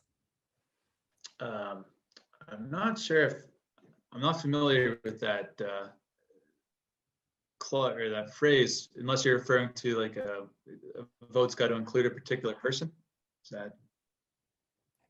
Or maybe it's a Oh, super. yes. Yes. Yeah, absolutely. Isaac, very common. If you have a dominant shareholder, or even several dominant shareholders, so you might have 7 shareholders, 10, 13, whatever, but 3 of them are really the key founders, let's say. All 3 of them might want to say, oh, all 3 of us have to be in agreement, this type of stuff. That would be common. Okay, and we have a question from Anjana. Upon incorporation, what is the high-level process for a self-employed individual to transfer their business assets and equity into the corporation? There's no set way to do it. It's more thinking, well, I've incorporated an entity. What's in the corporation? It's now its own person. What do I need in there to run it? I don't even know if it's worth transferring. Well, might be able to transfer bank accounts. It all depends on the contracts you have. A lot of legwork might not actually need to be done. Sorry, I will answer this in terms of intellectual property because that's what you can transfer. So you will need a contract assigning all the IP, and this is, I can't believe I almost glossed over it. You get everyone who ever touched what you worked on, all your business partners, especially if it's intellectual property related, you all should sign an intellectual property agreement to the corporation. But say you really want to hang on to it for yourself, you could even get a little fancy and license it to the corporation. But your business partners might not love that idea. Okay, and we have another question from Isan. In Ontario, can I pre-sell my products, sell them before production? What are the legal issues around that? It's a good question. I don't think there's anything necessarily offside law if you pre-sell a product. Ultimately, with every contract, if someone gives you something, you need to give something in return. So I think the most important thing to remember when you're pre-selling something, make sure you're giving that person the product, because if you fail to do that, you're going to get into some trouble, and they can come back and say, well, listen, I paid you and you didn't give me the product. So I think that would be my main concern when you're doing something like that. Alex, do you have any thoughts on that? Yeah, there's a lot of warranty issues. So there's more implied warranties that if you're selling goods by description, they're going to meet that description. They're going to be of merchantable quality, things like that. So if you're representing out there that you're going to deliver, there's many ways that it'll come down to contract, like Alessandra said, but there's many different avenues they could take in terms of legal issues. Okay, and I see 2 more questions. Are you guys okay to stick around for the last 2? Yeah, sure. Works for us. Perfect. So the next question comes from Jeff. I am a Canadian corporation and I'd like to establish a presence in the US. What's the best route? So LLCs, S Corp, C Corp, and what are the tax implications? Oof.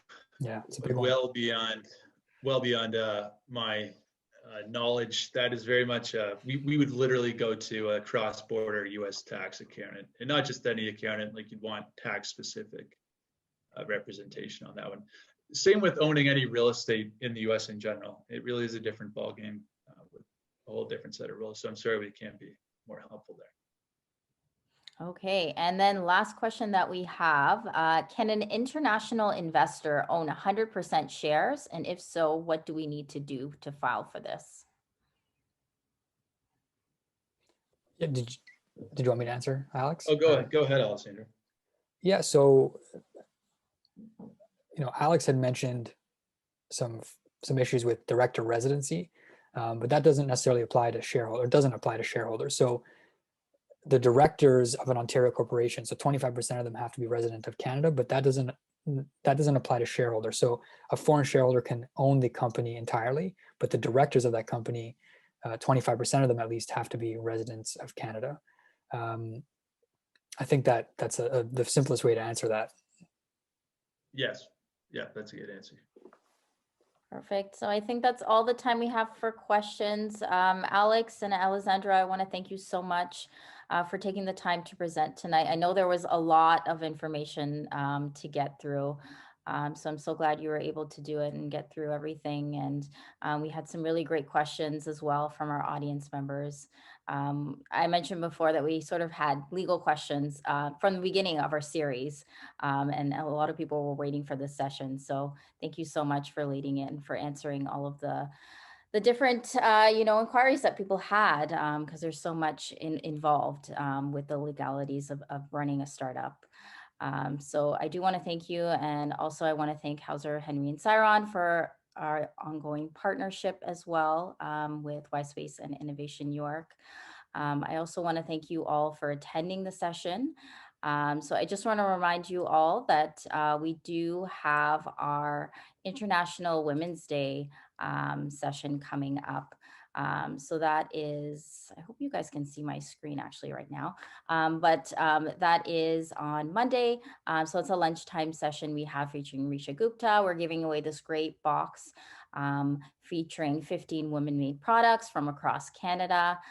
So that's a free event to attend. And I also do want to remind you that we have 4 more sessions to go in the series. So the next session that we have is all about finance. And then we have social media, product design, and insurance. So thank you all for attending, and we hope to see you again next Thursday at 6 p.m. Take care, everyone. Bye. Thanks, everyone. Thank you. Bye-bye.